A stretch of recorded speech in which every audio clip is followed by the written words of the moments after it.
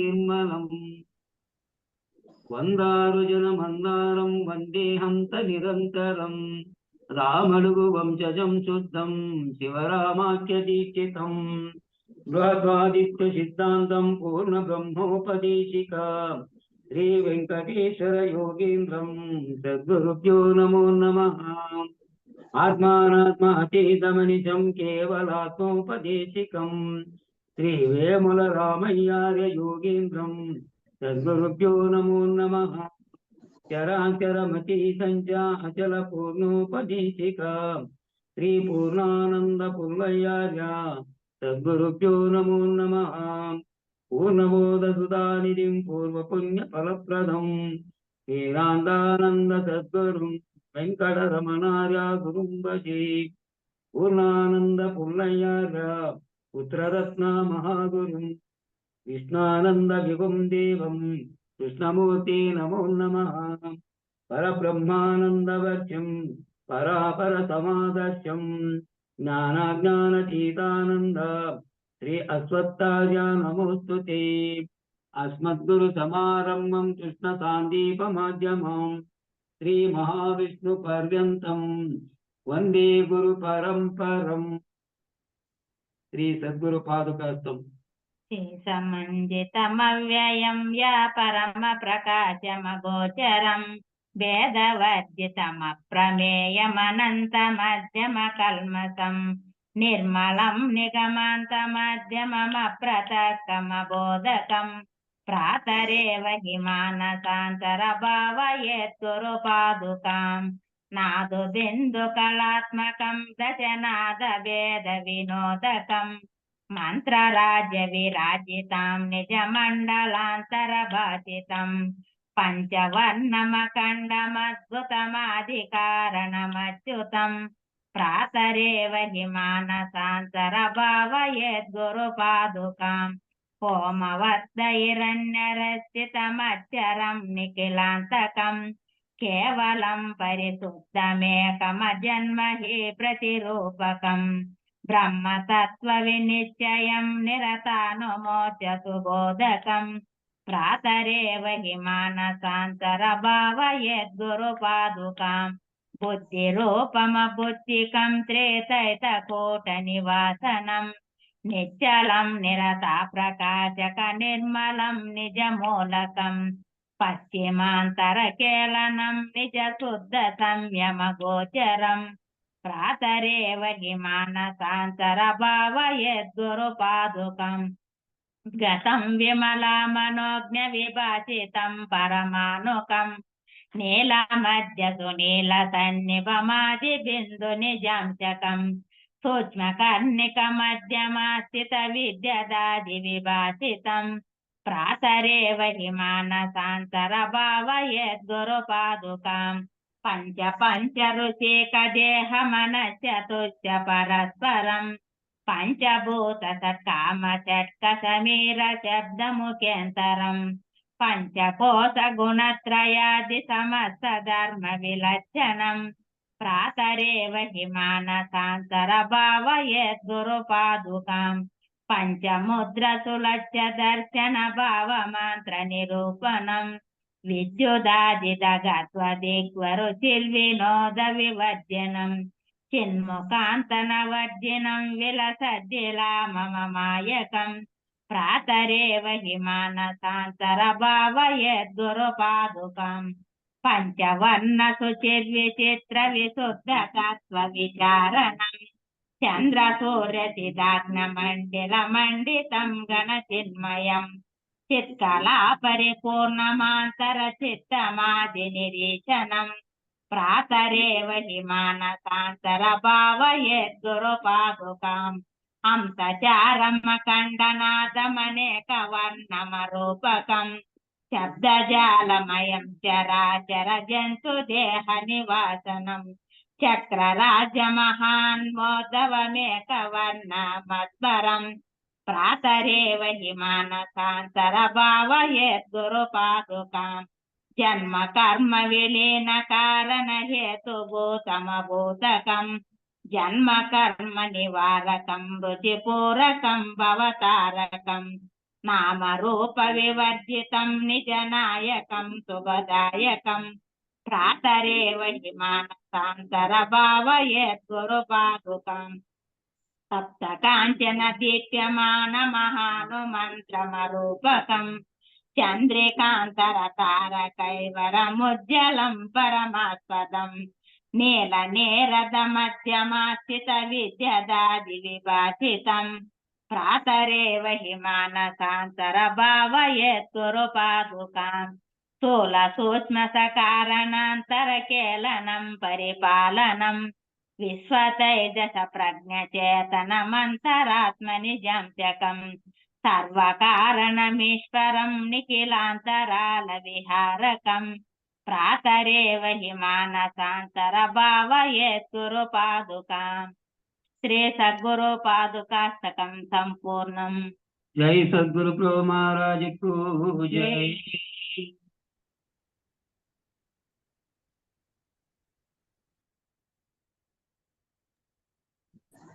అట్లా పాడాలమ్మయ్య. ఎవరన్నా కానీ పాడేవాళ్ళు కంఠం బాగా నీట్ గా ఉంది. 100కి 100 మార్కులు సంపాదించినావమ్మా ఈ పొద్దు నువ్వు.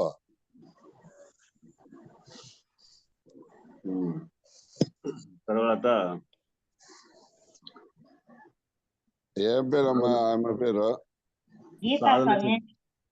గీతమ్మ స్వామి పైపాళ్యం. ఏది స్వామి? పైపాలమా?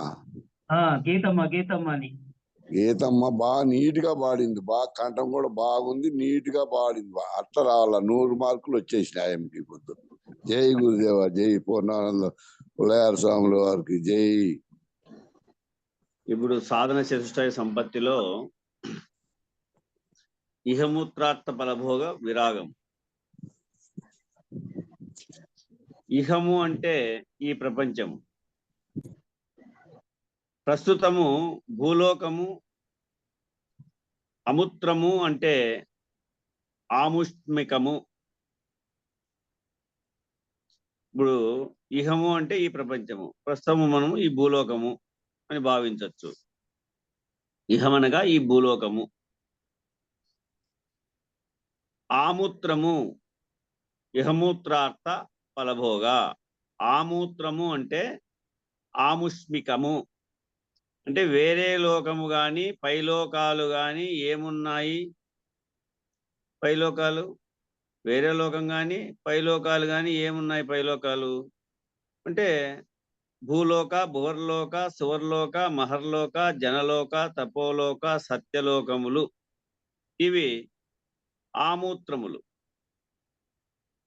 ఈ ఆమూత్రములే ఈ ఇంకో పదంతో ఆముష్మికములు అని కూడా అంటారు. ఈ విధంగా ఇహములో ఉన్నవన్నీ కూడా ఒక వర్గముతో, ఒక సమూహముతో, ఇంద్రియ సమూహముతో, వస్తు సమూహముతో సంపర్కం పెట్టి పెద్దగా సంసారంగా బంధంగా ఉంది.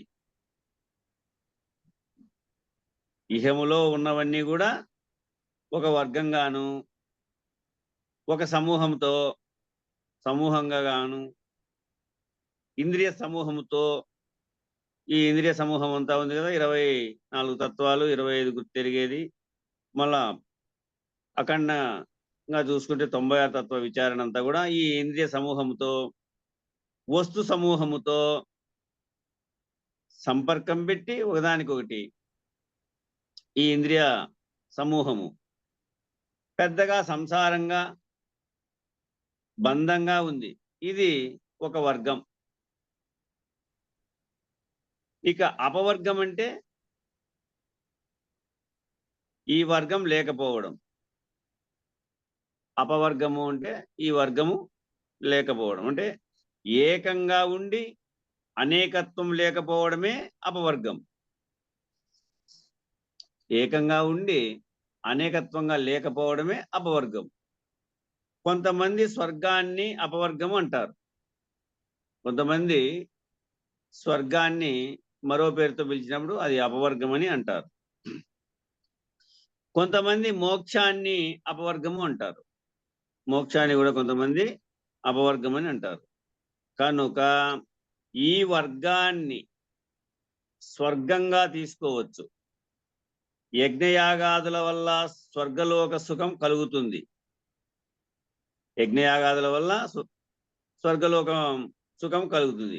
యజ్ఞం వలన యజ్ఞ ఫలితంగా స్వర్గలోక భోగం కలుగుతుంది. యజ్ఞం వలన యజ్ఞ ఫలితంగా స్వర్గలోక భోగం కలుగుతుంది. అది ఆమూత్ర ఫలభోగ ఫలితం. అది ఆమూత్ర ఫలభోగ ఫలితం. ఇటువంటి భోగాన్ని వైరాగ్యం చేత విడిచిపెట్టాల.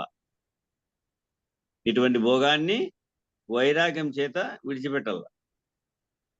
అనగా ఇహలోకమందు కర్మజన్యములై ఈ ఇహలోకంలో ఉన్నటువంటి కర్మజన్యములైనటువంటి అనిత్యములైన స్వచ్ఛందన వనితాది భోగములందు వైరాగ్యం ఉండాలి. స్వచ్ఛందన వనితాది భోగములందు వైరాగ్యం ఉండాల. ఈ ఇహమందు ఉండేటువంటి కర్మజన్యములైనటువంటి అనిత్యములైనటువంటి వీటిపైన సత్కందన వనితాది భోగములందు వైరాగ్యం ఉండాలి.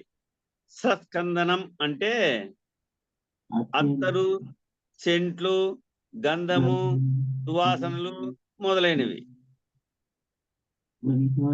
అట్లుండల్లా, ఇట్లుండల్లా, అది ఉండాలా, ఇది ఉండాలా, ఆ గొప్పతనం ఉండాలా, ఈ గొప్పతనం ఉండాలా అనే దాంట్లో భావన చెంది ఉండేటివి. సత్కందనం అంటే అత్తరు, సెంట్లు, గంధము, సువాసనలు మొదలైనవి. వనితాది స్త్రీ వలన సంసార భోగంతో స్త్రీలు అయితే వనితాది అన్నప్పుడు దానికి వ్యతిరేకం తీసుకోవాలి. అంతే. స్త్రీలు వింటా ఉన్నారు అనుకో, అది వనితాది అన్నప్పుడు దానికి వ్యతిరేకం పుత్రాది అని భావించవచ్చు. పురుషాది, వనితాది అన్నప్పుడు పురుషాది. స్త్రీ వలన సంసార భోగంతో స్త్రీలు అయితే వనితాది అన్నప్పుడు దానికి వ్యతిరేకం తీసుకోవాలి.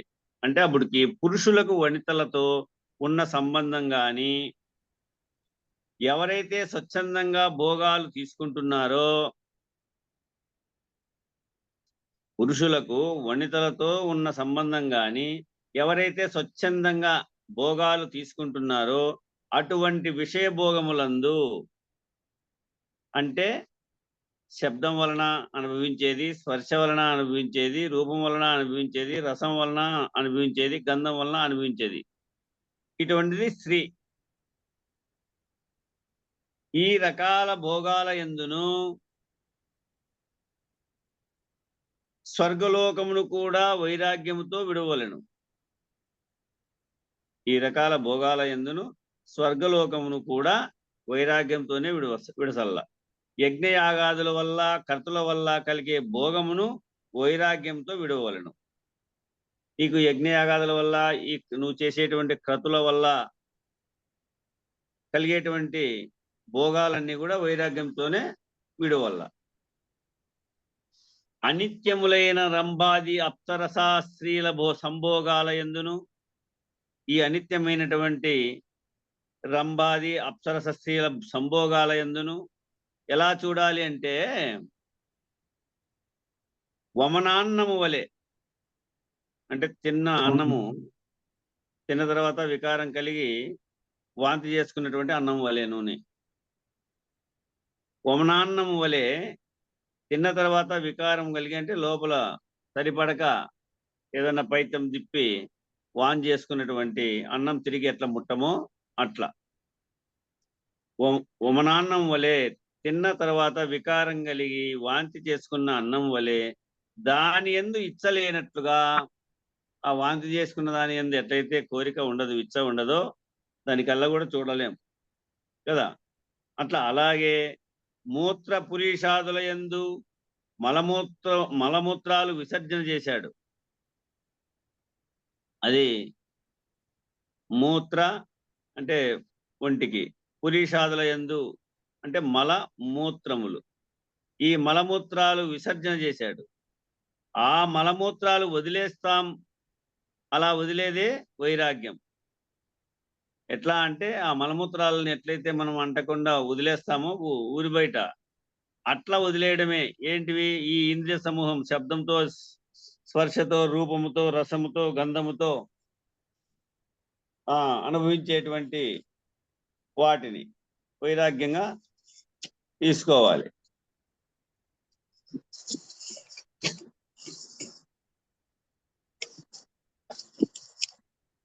ఇది ఇహముత్రార్థ ఫలభోగ విరాగం.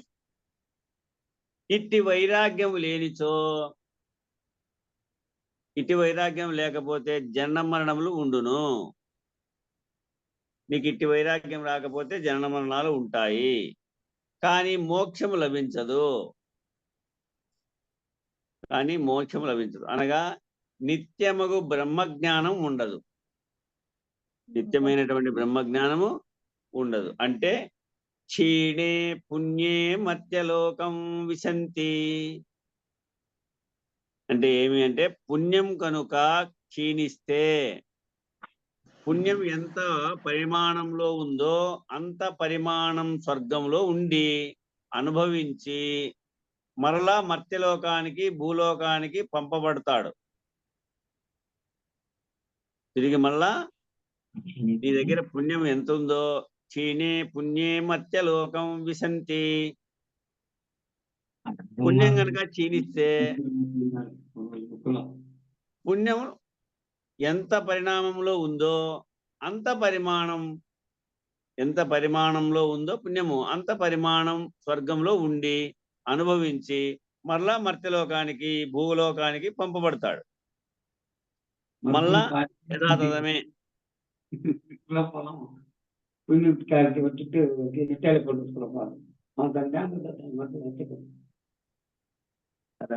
వీటిలో పెట్టుకోండి పా వెంకటేష్. ఈ విధంగా త్రిశంకుడిని భూలోకానికి పంపితే స్వర్గము నుండి నేను పోనని కూర్చున్నాడు. త్రిశంకుడిని భూలోకానికి పంపితే ఇంకా స్వర్గం నుండి నేను పోనని కూర్చున్నాడు. త్రిశంకుడు స్వర్గంలో ఆ సుఖభ్రాంతిలో ఉన్నాడు.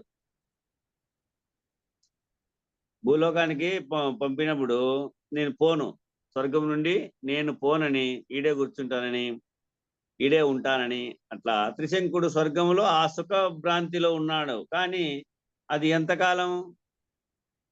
మరలా ఈ లోకంలో పడి పునర్జన్మ పొందాడు. అరిష్టనేమి అని ఒకడున్నాడు.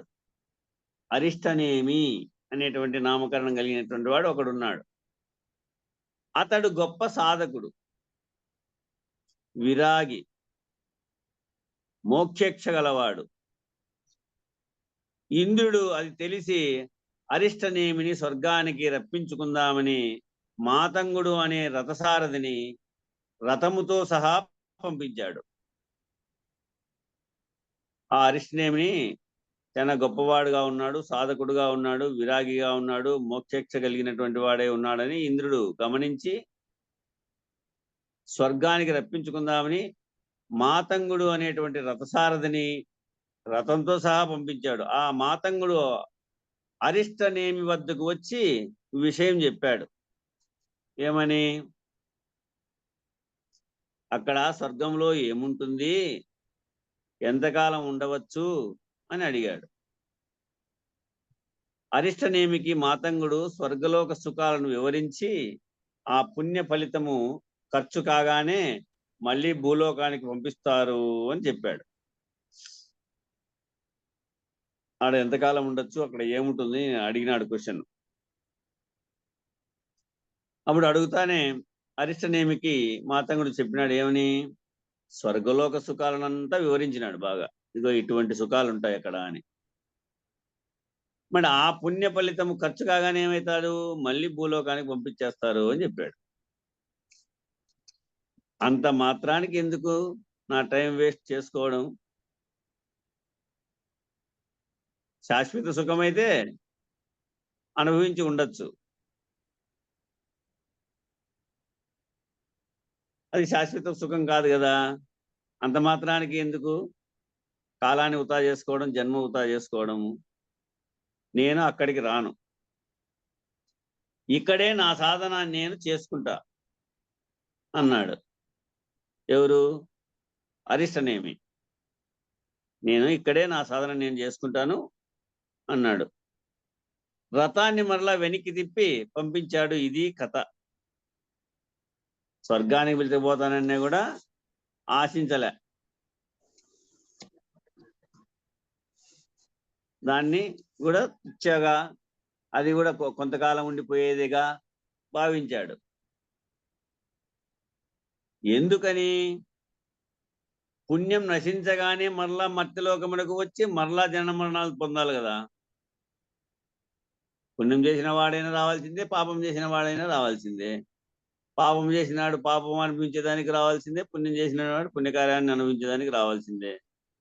ఎవరైనా అవి బంగారు సంఖ్యలు, ఇవి ఇనప సంఖ్యలు అంతే. యా సంఖ్యలైనా సంఖ్యలే. కాబట్టి పుణ్యం నశించగానే మరలా మర్త్యలోకములకు వచ్చి మరలా జనన మరణాలు పొందాలి. మరి ఈ మానవ జన్మ ఉత్కృష్టం, ఇది కర్మభూమి. ఈ మానవ జన్మ ఉత్కృష్టం, ఇది కర్మ భూమి. ఈ ఉపాధితో కర్మ చేయొచ్చు. ఈ మానవ జన్మతో ఉన్నటువంటి ఈ భూలోకంలో అయితే ఈ ఉపాధితో కర్మ చేయొచ్చు. సాధన అనేటువంటి కర్మ చేస్తూ ఇక్కడ కూడా సుకర్మ. సాధన అనేటువంటి కర్మ చేస్తూ జ్ఞానాన్ని సంపాదించవచ్చును. ఆ అవకాశం పశుపక్షాదులకు లేదు. ఆ అవకాశము పశుపక్షాదులకు ఉందా అంటే లేదు. దేవతలకు కూడా లేదు ఆ అవకాశం. కాబట్టి దేవతలకు కూడా మోక్షం రావాలంటే మానవ జన్మ ఎత్తాలి. దేవతలకైనా కూడా మోక్షం రావాలంటే మానవ జన్మ ఎత్తాలి. అటువంటి మానవ జన్మ వదులుకొని స్వర్గలోకంలో కాలక్షేపం చేస్తే టైం వేస్టే.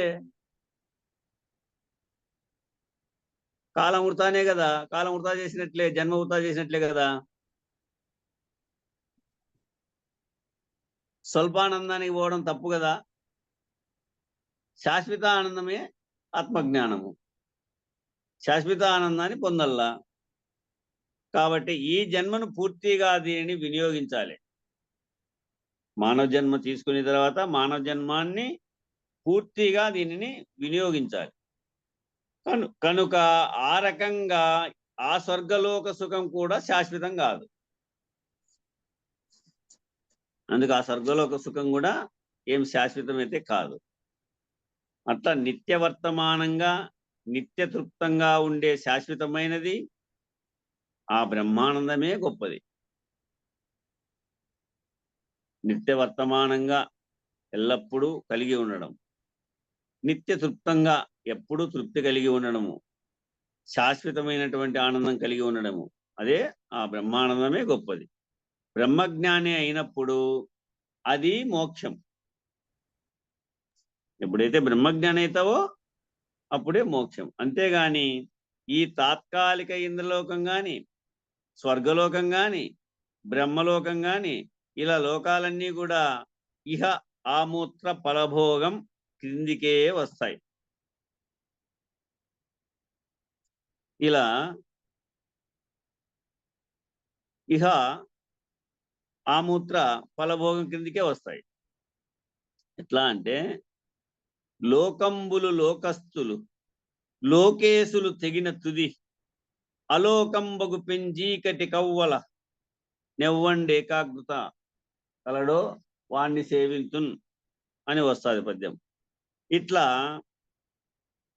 7 ఊర్ధ్వలోకాలు దాటి లోకంబులు, ఈ లోకస్తులను, లోకేశులను, ఇట్లా 7 కూడా ఊర్ధ్వలోకాలను అంటే పైకి ఉన్నటువంటి లోకాలు దాటి ఏ లోకము లేనట్టి స్థితి అలోకం.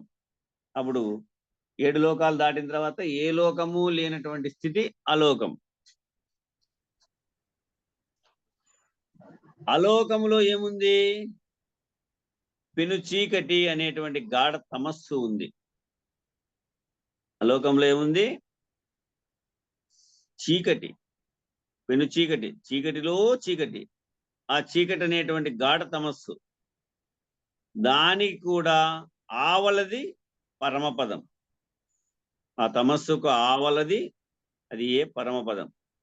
ఈ విధంగా చతుర్విధ గురు శుశ్రూషల ద్వారా 4 విధాలైనటువంటి గురువుకు సేవ చేసి చతుర్విధ గురు శుశ్రూషల ద్వారా నీవు లేని పద్ధతిలో సేవ చేసి నేను చేస్తున్నాను అనేటువంటి గమనం లేకోకుండా నా వల్లనే ఇది అయింది, నేను లేకపోతే ఇంకా ఆయనకి కీర్తి ఎక్కడిది, నేనే గురువుకు కీర్తి తెచ్చిపెట్టాను, నేనే ఇవన్నీ చేసి ఉంచాను అన్నట్టు కాకోకుండా నీవు లేని పద్ధతిలో సేవ చేసి ఆ సేవ ద్వారా నీవు లేనివాడవై ఆ లేని అశరీరి గురువులో మమేకం కావాల. ఆ లేని అశరీరి ఆ గురువులో ఏం కావాలి, నీవు మమేకం కావాలి. అదే గురువును. అదే అందుకే కృష్ణ భగవానునికి అష్టమ భార్యలు 16,000 మంది గోపికలు అంతా ఉన్నా కూడా మనస్సుచే మమేకమైనటువంటి స్థితి, అస్ఖలిత రూపం, మనస్సుతో మమేకమైన స్థితి ఆ గురు స్వరూపాన్ని. అట్లా చతుర్విధ గురు శుశ్రూషల ద్వారా నీవు లేని పద్ధతిలో సేవ చేసి ఆ సేవ ద్వారా నీవు లేనివాడవై ఆ లేని అశరీరి గురువులో మమేకమవ్వాలి. అది సేవ అంటే. అక్కడికి వెళ్ళాలి. దాన్ని అలోకము అంటారు, ధామము అంటారు, దానినే వైకుంఠ ధామము అంటే ఒప్పుకుంటాను. దాన్ని వైకుంఠ ధామం అంటే ఒప్పుకుంటాం. వైకుంఠ లోకం కాదు. సామీప్య సాలోక్య ముక్తులు కూడా భోగము కిందకే వస్తాయి. సామీప్యత చెంది సాలోక్య ముక్తులు కూడా భోగం కిందకే వస్తాయి. సామీప్య సాలోక్య సారూప్య సాయుజ్య సాక్షిత్వము అనేటువంటి పదవులు ఇవి కూడా భోగం కిందకే వస్తాయి. కనుక ఇది కాదు అని విరాగముతో వదలి, ఇది కాదు అని విరాగముతో వదిలి అన్నింటినీ అధిగమించినటువంటి స్థితిలో నీవు నీవైనట్టు చూడండి. ఇదే శివజీవైక్య సంధాన స్వరూపాన్ని గుర్తు చేయబడతా ఉంది ఇక్కడ. నీవు నీవైనట్టి అపరోక్షానుభూతిలో ఉంటావు, అపరోక్ష స్థితిని పొంది ఉంటావు. ఇది. ఇక 3వ వాక్యం శమధమాది షట్క సంపత్తి. శమాది షట్క సంపత్తి అన్నాడు. ఇది శమము, దమము, ఉపరతి, తితీక్ష, శ్రద్ధ, సమాధానము క్రింది పాఠాలే పై పాఠాలుగా చెప్పడం జరుగుతోంది ఇక్కడ. కింది పాఠాలే పై పాఠాలుగా చెప్పవలసి వస్తా ఉంది ఇక్కడ. ఎట్లా అంటే శమమనగా అంతరింద్రియములైన మనస్సు, బుద్ధి, చిత్తము, అహంకారములను విషయములందు పోనివ్వక. శమము అంటే ఏమి? అంతరేంద్రియాలు. ఈ అంతరేంద్రియాల నిగ్రహము అంటే, అంతరేంద్రియాలంటే ఏంటివి? మనసు, బుద్ధి, చిత్తము, అహంకారం. ఈ 4 విషయముల యందు పోనివ్వకుండా నిగ్రహించి సద్గురు చరణాలయందు నిలుపుట. నీ యొక్క మనస్సు ఈ వీటి యందు పోనివ్వకోకుండా సద్గురు పాదముల యందు నిలుపుట. సద్గురు పాదం ఎక్కడుంది? ఈ స్థూల పాదము శరీరంతో ఉన్నటువంటి పాదం కాదు. పాదం అంటేనే గుర్తుకొస్తాయి గురుపాదాలు. కానీ నీకు నిజంగా అంతరంగా గుర్తు రావాల్సిన పాదం శ్రీపాదం. 2 ద్వారముల మధ్యన ఉండేది. ఇవే 2 పాదాలు. చాలాసార్లు గురుగారు చెప్పేవాడు, ఇదొక పాదం, ఇదొక పాదం. ఇట్లా నడుస్తా ఉంది చూడండి. ఎవరిని నడిపిస్తా ఉంది? గురువును నడిపిస్తా ఉంది. భూమధ్య స్థానంలో ఉన్నటువంటి గురువును నడిపిస్తా ఉంది. అదే శ్రీపాదం, గురుపాదం. ఆ పాదం గుర్తించాల. నిగ్రహించి సద్గురు చరణాల యందు నిలుపుట. సద్గురు చరణాలు అంటే సృష్టిలోకి వచ్చినటువంటి ఒక వంతు బ్రహ్మను కాకుండా సృష్టిలోకి రాని, సృష్టిలోకి వచ్చినటువంటి ఒక వంతు బ్రహ్మను కాకోకుండా సృష్టిలోకి రాని 3 వంతుల బ్రహ్మజ్ఞానం ఎవరికైతే ఉందో, సృష్టిలోకి రానటువంటి 3 వంతుల బ్రహ్మజ్ఞానం ఎవరికైతే ఉందో అట్టి సద్గురువు అతడు 3 వంతుల బ్రహ్మజ్ఞానంతో ఉంటూ మాయావరణలో సృష్టిలోకి వచ్చి శిష్యునికి అందుబాటు అయ్యాడు. శిష్యునికి ఈ మాయావరణలో సృష్టిలోకి వచ్చినటువంటి ఆ మహనీయుడు ఎవరికి అందుబాటులో అయ్యాడు? శిష్యునికి అందుబాటు అయ్యాడు. 3 వంతుల బ్రహ్మజ్ఞానం ఎవరికైతే ఉందో అట్టి సద్గురువు అతడు 3 వంతుల బ్రహ్మజ్ఞానముతో ఉంటూ మాయావరణలో సృష్టిలోకి వచ్చి శిష్యునికి అందుబాటులో ఉన్నాడు. ఈ అందుబాటు అయ్యాడు. ఈ విధంగా ఈ మాయలో దొరికిన గురుచరణాలను పట్టుకుంటే మాయకు అవతలి దాకా ఉన్నటువంటి గురు సాక్షాత్ పరబ్రహ్మ అన్న అనుభవంలో ఉన్న గురువును పట్టుకుంటే, ఇప్పుడు మొదటేమో ఈ మాయలో ఉన్నటువంటి గురువు చరణములేమో పట్టుకోవాల్సిందే. ఈ మాయలో దొరికినటువంటి గురు చరణాలను పట్టుకుంటే తర్వాత ఏమి, మాయకు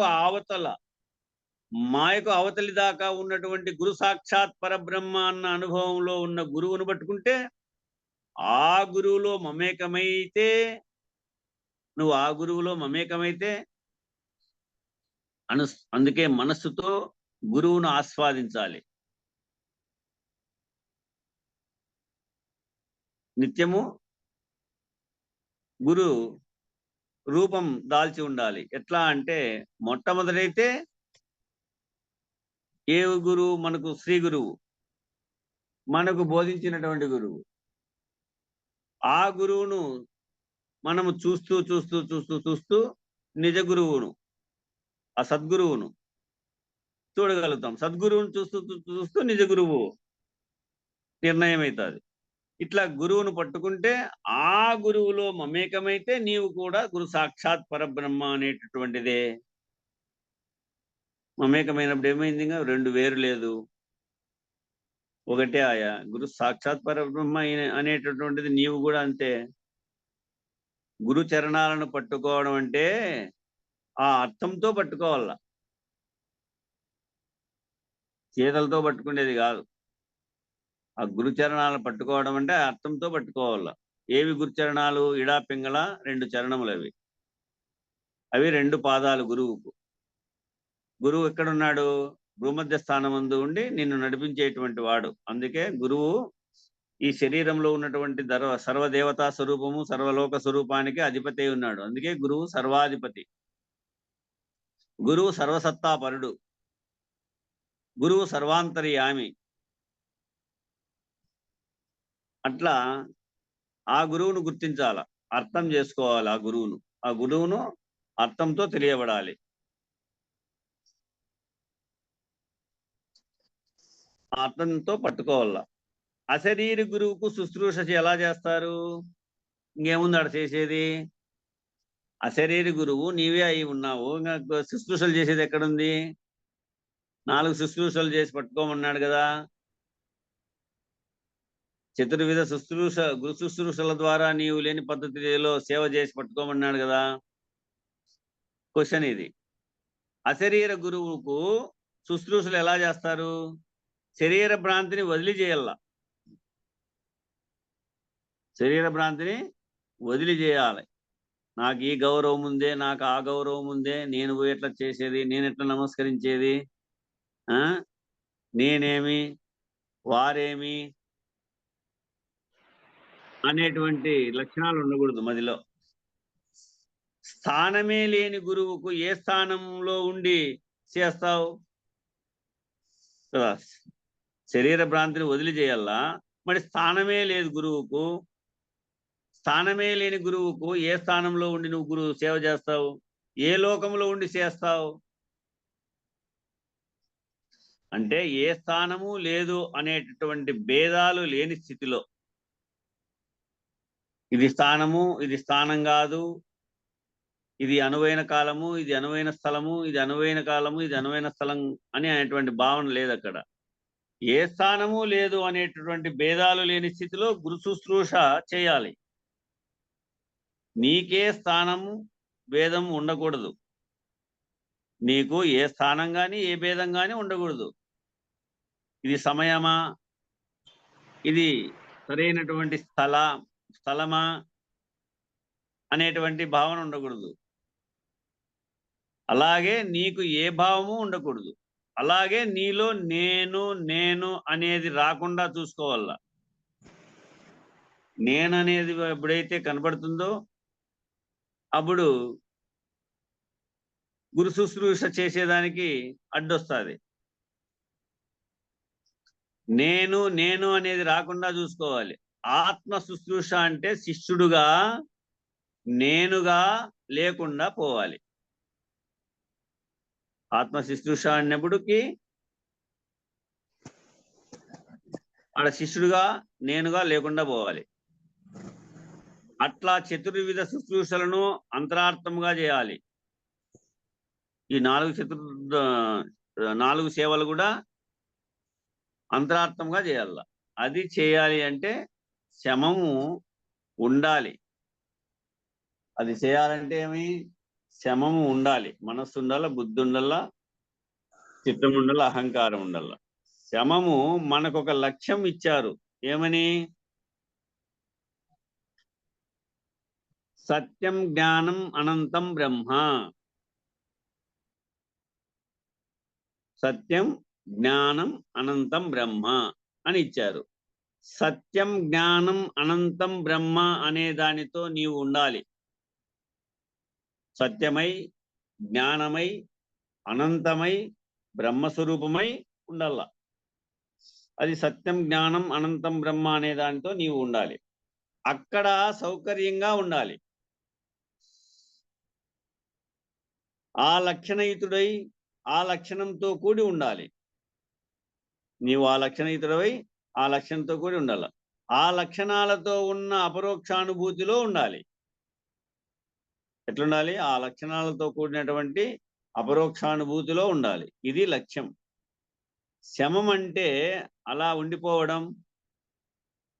అలా ఉండలేకపోతే ఏమవుతుంది? శమం అంటే అలా ఉండిపోవడం. ఎట్లా? లక్షణయుతుడై లక్షణములతో కూడి ఉండాలి. ఆ లక్షణాలతో ఉన్నటువంటి అపరోక్షానుభూతిలో ఉండాలి. ఇది లక్ష్యం అంటే. శమం అంటే అలా ఉండిపోవడం. అలా ఉండలేకపోతే ఏమవుతుంది? మళ్ళీ శమాన్ని సాధన చేయాలి. అట్లా ఉండకపోతే ఏమవుతుంది? మళ్ళీ మొదటికి రావాల్సిందే. శమాన్ని సాధన చేయాలి. ఆ లక్ష్యంతో ఉండే సాధన చేయాలి. అందుకు సత్యం జ్ఞానం అనంతం బ్రహ్మ అనే దానిలో ఉండటానికి అలవాటు పడాల. సత్యం జ్ఞానం అనంతం బ్రహ్మ అనే దానికి ఉండడానికి అలవాటు పడాలి. అది శమం.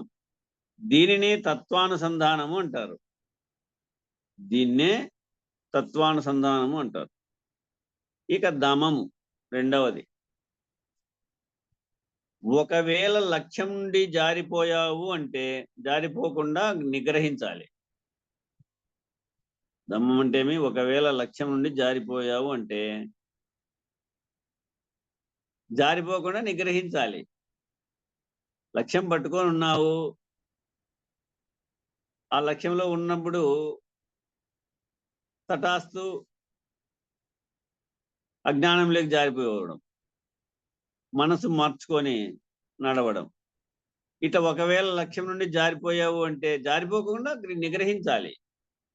లక్ష్యస్థితి నుండి జారిపోకుండా నిగ్రహించడమే దమము.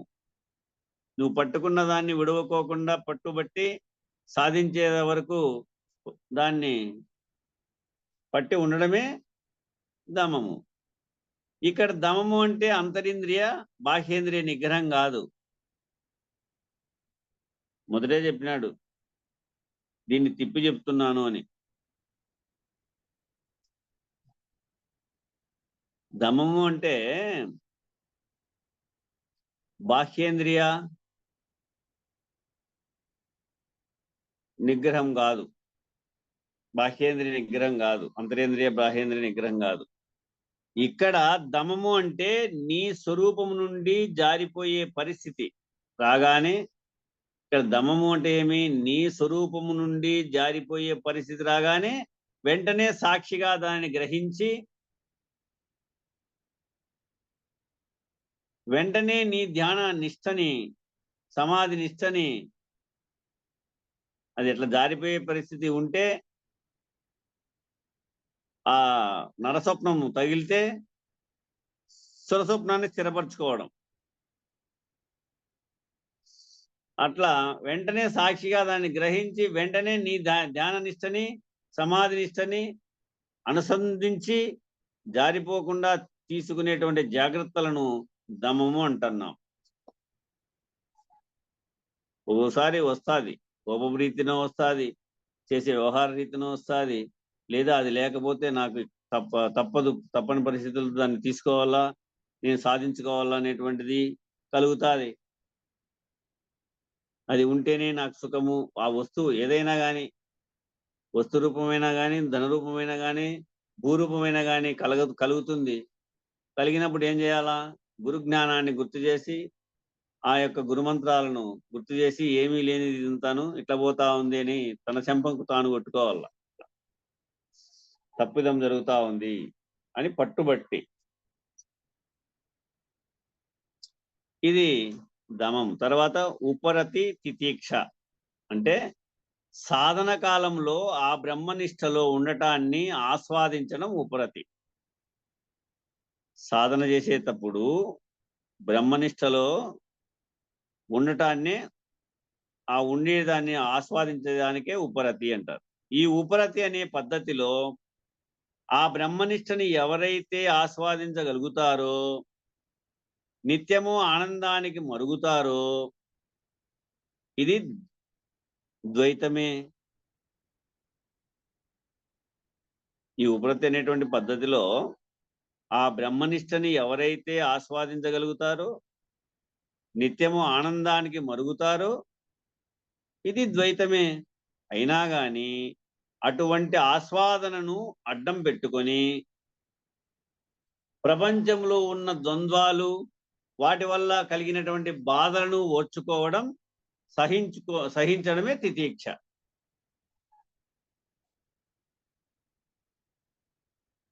వాటిని అడ్డపెట్టుకొని ప్రపంచంలో ఉన్నటువంటి ఈ ద్వంద్వాలు, ద్వయభావాలు, వాటి వల్ల కలిగినటువంటి బాధలను ఓర్చుకోవడం, సహించడమే తితీక్ష. ఇక శ్రద్ధ, సమాధానము. శమదమాలు, ఉపరతి, తితీక్ష ఈ 4 అయిన తర్వాత, శమము, దమము, ఉపరతి, తితీక్ష ఇవి 4 కలిగిన తర్వాత తత్వానుసంధానం చేయడానికి 4 మహావాక్య అర్థాలను గురువు ద్వారా శ్రవణం చేసి, నీకు ఈ తత్వానుసంధానం చేయడానికి ఏం చేయాలి? గురువు ద్వారా 4 మహావాక్య అర్థాలు ఉన్నాయి. వాక్యాలంటే అనేక వాక్యాలు ఉంటాయి. ఈ వాక్యాలలో ముఖ్యమైన వాక్యాలు 4. ఆ 4 ముఖ్యమైన వాక్యాలని మహావాక్యములు అన్నారు. అవే 4 ఏవి? ప్రజ్ఞానం బ్రహ్మ, అయమాత్మ బ్రహ్మ, తత్వమసి బ్రహ్మ, అహం బ్రహ్మస్మి అనేటువంటి 4 మహావాక్యాలు. ఈ 4 మహావాక్యాలను గురువు ద్వారా శ్రవణం చేయాలి, వినాల. 4 వాక్యాలను, మహావాక్యాలను గురువు ద్వారా బాగా వినాల. మననం చేయడానికి శ్రద్ధ తోడ్పడుతుంది. ఏది కలిగేకి? ఈ 4 అయిపోయిన తర్వాత శ్రద్ధ కలగాలంటే దేనిపైన శ్రద్ధ? మహావాక్యాలను వినేటువంటి శ్రద్ధ కలుగుతుంది. ఈ శ్రద్ధ వల్ల కలిగిన ఏకాగ్రతతో, ఈ శ్రద్ధ కలిగినటువంటి ఏకాగ్రతతో బ్రహ్మనిష్టలో ఉండేది సమాధానం అన్నమాట. నువ్వు సమాధాన పరుడు కావాలి. అక్కడ ఇంకా ప్రశ్న లేదు. ఆడ నువ్వు సమాధాన పరుడైతే ఇంకా ప్రశ్న లేదు. కాబట్టి ఈ బ్రహ్మనిష్టలో ఉండిపోవడం అనేది సమాధానం. ఇలా వరుసగా 6 చెప్పినప్పటికీ శ్రద్ధగా చేయాలి. వీటిపైన అశ్రద్ధ కలిగితే తోడ్పాటు కావు.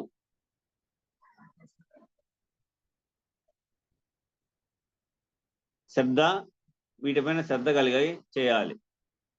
ఇలా వరుసగా 6 చెప్పినప్పటికీ శ్రద్ధగా చేయాలి. సమాధానంలో కలిగిన బ్రహ్మనిష్టలో శమించి ఉండాలి. సమాధానం పడే వరకు శ్రద్ధగా చేసి సమాధానంలో కలిగినటువంటి బ్రహ్మనిష్టలో శమించి ఉండాలి, సాధించుకొని ఉండాలి. జారిపోకుండా ఉండాలి. జారిపోకుండా ఉండాలంటే దమాన్ని పాటించాలి. శమధమాలు వచ్చాయి అంటే దీన్ని ఏదో శాస్త్రం చెప్పిందని, ఏదో గురువు చెప్పారని నిగ్రహించడం మొదలుపెట్టి, నిగ్రహించడం నా వల్ల కావడం లేదు అంటారేమోనని ఉపరతి చేర్చారు. ఇది నా వల్ల కాదు, రాత్రి చెప్పి చూడు అశ్వత్థ స్వామి, మా అమ్మ సత్యగా మేము రానే రాము మీ జోలికని. అట్లా శమధమాలు వచ్చాయి అంటే దీన్ని ఏదో శాస్త్రం చెప్పిందని, ఏదో గురువు చెప్పారని నిగ్రహించడం మొదలుపెట్టి, మళ్ళీ నిగ్రహించడం వల్ల నా వల్ల కావడం లేదు అంటే అట్లా జారిపోవడం ఉండకూడదు. సాధించాల, పట్టిన పట్టు విడవకోకుండా.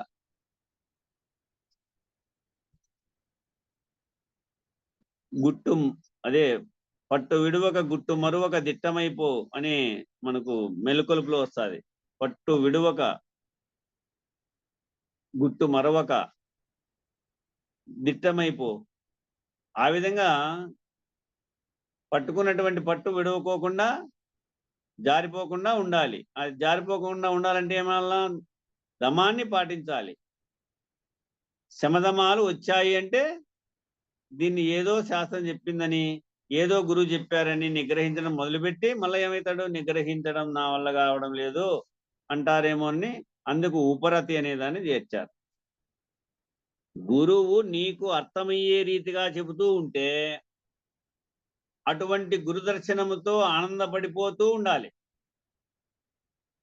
గురువు నీకు అర్థమయ్యే రీతిగా చెప్తా ఉంటే అటువంటి గురువును వదలకుండా అటువంటి గురు దర్శనంతో ఆనందపడుతూ ఉండాలి. ఎంత భాగ్యము, నా భాగ్యము, ఎంత బాగా అర్థమయ్యేటట్టుగా నా మదికి స్థిరపడింది. మర్చిపోయిన స్వస్వరూపము మరల నా మదికి ఎరుక చేసినే. ఆ యొక్క స్వస్వరూపాన్ని తిరిగి నాకు తెలియపరిచినాడు కదా, మర్చి అజ్ఞానంలో మునిగి ఉంటిని. ఎంత భాగ్యం, నా భాగ్యం ఆ గురుదర్శనం కలగడము అనేటువంటి స్థితిగా. అది ఉపరతి. దాన్ని మీరు కన్వీనియంట్గా తెచ్చి పెట్టుకోవాల. కంటిన్యూగా దాన్ని మీరు కన్వీనియంట్గా తెచ్చుకోవాలంటే ఎల్లప్పుడూ అవసరార్థం తెచ్చుకోవాలి. నీకు అవసరమని గుర్తించు. అది ఇది లేకపోతే లేదు, నా జన్మ వృథా, నా కాలం వృథా అని తెచ్చుకోవాలి. అలా చేయాలి అంటే అందరికీ రాదు. ఇక్కడ పెట్టే మిల్కి అలా చేయాలంటే అందరికీ రాదు. వీటితో తెచ్చుకోవాలి. అరలేని శిష్యుడు కావాలా అంటాడు పొద్దునారాయణదాస్ తాత. 108 ప్రశ్నలో ఈ ప్రశ్న కలుగుతుంది. అరలేని శిష్యుడు, అరలేని శిష్యుడు కావాలి. వీటితో తెచ్చుకోవాల. బ్రహ్మానందంలో మనము ఆనందం తెచ్చుకొని ఆనందపడాలి. అది ఉపరతి అంటే. తర్వాత యతో యతో నిచ్చరతి మనశ్చంచలమస్థిరం తథాస్తుతో నియమై తదాత్మన్యేవ సంశయేత్. తదాత్మన్యేవ సంశయేత్. మనస్సు వేదాంత శ్రవణమునకు బదులుగా వ్యతిరిక్తమైన విషయాదుల యందు పోవుచుండిన దాన్ని మరల్చి వేదాంత శ్రవణం నందు నిలుపుట. మనస్సు వేదాంత శ్రవణములకు బదులుగా వ్యతిరేకంగా నడుస్తూ ఉంటేనా ఈ వేదాంత విచారణలు వినుకోకుండా ఇప్పుడు వింటా ఉంటాం, కూర్చో ఉంటాం, గురువు దగ్గర కూర్చొని వింటానే ఉంటాము. కానీ వింటా అన్నట్లు తల ఊపినట్టు కళ్ళతో చూసినట్టు ఉంటుంది, కానీ లోపల మళ్ళా వ్యతిరిక్తమైనటువంటి వ్యవహారంతో నడుస్తుంది. ఇప్పటికి టైం అయిపోయింది, నేను లేచిపోయింటే బాగుండనేమో, ఆ ఇది మళ్ళా ఇబ్బంది అవుతుందేమో, ఆ పని నేను చేయవలసినటువంటి పని ఏదో జీవిత వ్యవహారాలతో కలిగినటువంటి పనులు ఏదో వస్తాయి అడ్డం. అట్లా వ్యతిరేకం తగులుతుంది వినేటప్పుడు. మనస్సు వేదాంత శ్రవణమునకు బదులుగా వ్యతిరిక్తమైనటువంటి విషయాదుల యందు పోవుచుండిన దానిని మరల్చి వేదాంత శ్రవణమునందే నిలుపుట. అట్లా పోకూడదు, ఇది కరెక్ట్, ఇట్లుండాలా ఇట్లా వినాలా అనేటువంటిది కుదుట చేసుకోవాలి మనస్సును, వినేటువంటి మనస్సును కుదుట చేసుకోవాలి. అట్లా నిలపటం కోసం ఆ మనస్సుకు ఈ విధమైనటువంటి గట్టి సంకల్పం ఉండాలి. అట్లా నువ్వు ఉండి వింటేనా, అట్లా వ్యతిరేక్తంగా పోకోకుండా అక్కడ నువ్వు ఉండి వింటే అది ఎన్నేళ్ళైనా కానీ పలానా పదం పలానా కాలంలో పలానా సమయంలో పలానా వ్యక్తి చెప్పాడనేది నీకు బయటకు వస్తుంది. గురువుగారు ఎన్నో గ్రంథాలు చదివింటాడు కదా, భారత భాగవతాలు కూడా చదివినాడు కదా. ఏదన్నా ఒక విషయము ఒక పదం గుర్తుకు రావాలంటే రాలేదు అది ఆడే ఉందని తలకాయ ఇట్లా అదరగొట్టుకుని వచ్చినాక వచ్చినా ఆడో ఉందిరే ఉన్నది వచ్చింది అని ఆ పదము దగ్గరికి వస్తానే ఆ విధంగా అంటా వచ్చిరా ఎడ దాక్కునేది ఇది వచ్చా అని. అట్లా నిలపడం కోసం ఆ మనస్సుకు ఈ విధమైనటువంటి గట్టి సంకల్పం ఉండాల. అంతరింద్రియములు అనగా మనసు సంకల్పిస్తుంది అంటే కోరికలు పుట్టిస్తుంది, బుద్ధి ఏమో నిశ్చయిస్తుంది, చిత్తమేమో చెలిస్తుంది, సందేహాలు పుట్టిస్తుంది. అహంకారం కార్యఫలము ఎట్లాగునో కదా, అహంకారం యొక్క కార్యఫలం ఎట్లాగునో కదా అని విచారమునకు ఏం జరుగుతుందో ఎట్లయితుందో అన్నట్టు విచారమునకు ఎడమీయక మూర్ఖముతో ఆ కార్యమును చేయించును. కానీ జగముండిగా ఆ నాలుగు అలా చేయకుండా పట్టుపట్టాలి. అట్లుండలా జగముండి కావాలను ఆ వాటి యందు ఆ కార్యమును. ఇది మూర్ఖత్వంతో చేపిస్తుంది అహంకారం. కాబట్టి వాటిని అట్లా చేయనీకోకుండా గట్టిగా జగముండిగా ఆ నాలుగు అలా చేయకుండా పట్టుబట్టల్లా. ఇవియే అంతరేంద్రియములు వాని విషయములు. పట్టు పట్టరాదు పట్టిన పట్టు విడవరాదు, పట్టిన పట్టు విడుచుట కంటే చచ్చుట మేలయ్యా. ఇది ఏదో పద్యంలో వాక్యం అంటే వేమన పద్యంలో వాక్యమే ఉండొచ్చునేమో. పట్టు పట్టరాదు పట్టిన పట్టు విడవరాదు, పట్టిన పట్టు విడుచుట కంటే చచ్చుట మేలయ్యా. అట్లా ఈ శమధమాల విషయంలో అంత మక్కుపట్టు ఉండాలి. ఈ మనస్సు బుద్ధి చిత్తము అహంకారాన్ని నీ ఆధీనంలో పెట్టుకోవాలంటే మంకుపట్టు. ఇట్లా పట్టుకున్నాడు అబ్బా, ఈ మంకు పట్టుకున్నాడు వీడు, విడవనే విడవడు సాధించే వరకుని అంటాం కదా మా బాహ్యంలో మంకుపట్టు అని. ఏదైనా పిల్లోడు కావాలని కోరినప్పుడు అదే కావాలి నాకు అదే తీసేవాళ్ళ అదే కావాలని మంకు పడతాడే. అట్లా ఈ శమధమాదల విషయంలో మనస్సు బుద్ధి చిత్తము అహంకారాన్ని నీ ఆధీనంలో గురువు ఆధీనంలో అవి కట్టేయాలంటే పట్టుకోవాలి, మంకు పట్టు బట్టి కట్టేయాలి. అక్కడ జగముండి అయిపోవాల.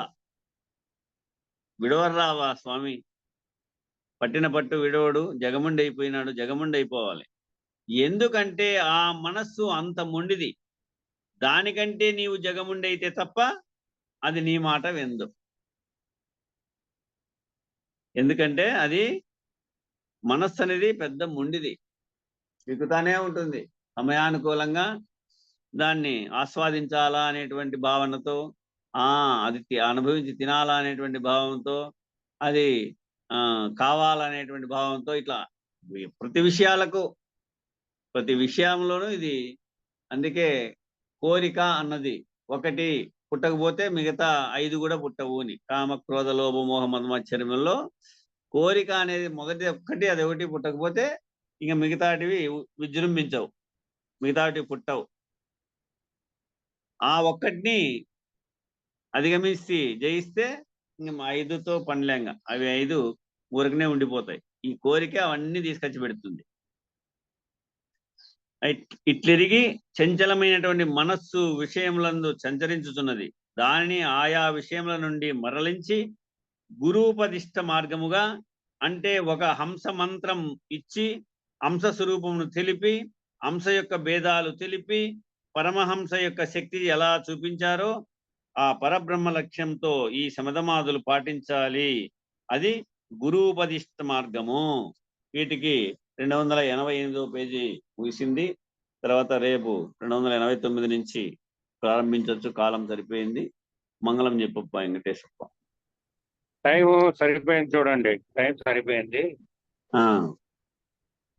మంగళం పాడండి. నేను బస్సులో శబ్దాలు వినపడతాయని మీ ఇంట్లో పెట్టుకోండి. సరే. స్థిరమగు మీ పదవిని సుస్థిరమగు సమస్థాపనంబు చేసి జనులకొన్ పరిపూర్ణ బోధ ప్రకటపరచిన హరిశివరామాజులకు మంగళమంటే ఆజులకిప్పుడు మంగళమనరే. పొంగుతూ ఎరుకను పొంగులయ్యరుకను బంగారు గోరోపాలకు మంగళమనరే. తత్పేతమునకు మంగళమనరే. నిరతము జగములు మీరియు మరుపును కను గాయమాయములేకన్ పరిపూర్ణమైనట్టి గురునకు మరి మరి విశ్రాంతి జందే మంగళమనరే. నిత్యము శోభ మంగళమనరే. అంగలింగములకు అర్పితమగు మగ సంగరహిత ఓరో సభకు అధ్యక్షులకు మంగళమనరే. నిత్యము శోభ మంగళమనరే. మరియును పీఠస్థులకును పరమతత్వ విచారులకును నిరతము వేదాంత సభలో నిలకడైన సాధు జనులకు ఆరతి దిగో మంగళారతి దిగో. సద్గురుమూర్తుల కారతి దిగో మంగళారతి దిగో. మంగళం గురుదేవాయ మహనీయ గుణాత్మనే సర్వలోక శరణ్యాయ సాధు రూపాయ మంగళం. జై సద్గురు ప్రభు మహారాజ్ కు జై. జై పూర్ణానంద సద్గురు ప్రభు మహారాజ్ కు జై. సర్వం సద్గురు చరణారవిందార్పణమస్తు. ఓం శాంతి శాంతి శాంతి.